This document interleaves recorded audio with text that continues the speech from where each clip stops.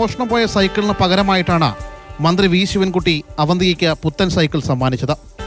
എന്നാൽ ആ സന്തോഷം അധികനാൾ നീണ്ടില്ല. മന്ത്രി സമ്മാനമായി നൽകിയ സൈക്കിളും കഴിഞ്ഞ ദിവസം വീണ്ടും മോഷണം പോയി.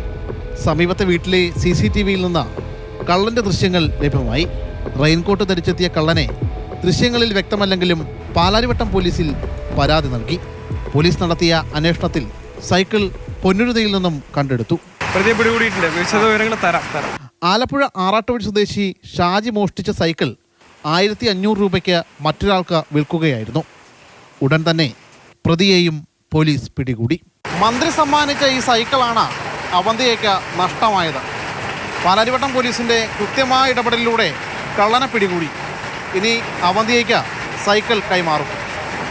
ക്യാമറമാൻ അനീസ് തോട്ടക്കാരനൊപ്പം ശ്യാമപ്രസാദ് തമൻ, മാതൃഭൂമി ന്യൂസ്, കൊച്ചി.